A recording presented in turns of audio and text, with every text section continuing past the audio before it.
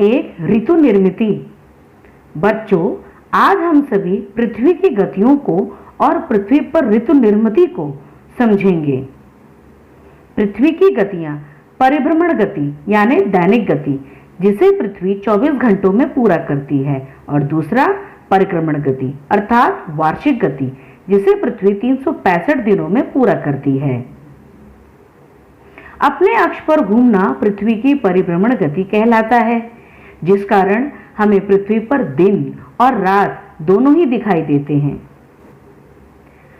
सूर्य की परिक्रमा करना पृथ्वी की परिक्रमण गति होती है, जिस कारण हमें पृथ्वी पर ऋतुओं का निर्माण होता नजर आता है। पृथ्वी पर ऋतुएं, पहला ग्रीष्म ऋतु, दूसरा शीत ऋतु, तीसरा शरद ऋतु, चौथा वसंत ऋतु, पांचवा पतझड़ और छठवां वर्षा ऋतु।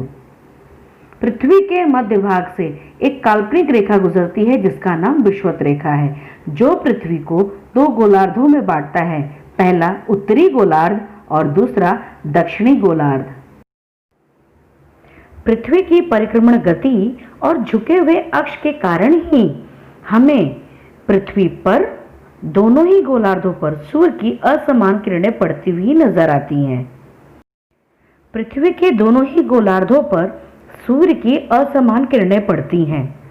जब उत्तरी गोलार्ध सूर्य से दूरी पर और दक्षिणी गोलार्ध सूर्य के ठीक सामने होता है, तब उत्तरी गोलार्ध पर शीत ऋतु और दक्षिणी गोलार्ध पर ग्रीष्म ऋतु होता है।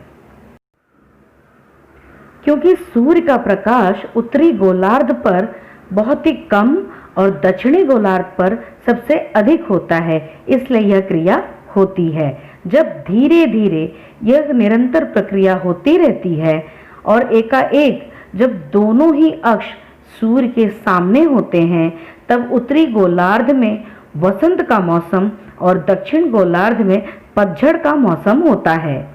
निरंतर यह प्रक्रिया होती रहती है। फिर एकाएक उत्तरी गोलार्ध सूर्य के ठीक सामने हो जाता है और दक्षिणी गोलार्ध अंधकार की ओर बढ़ जाता है।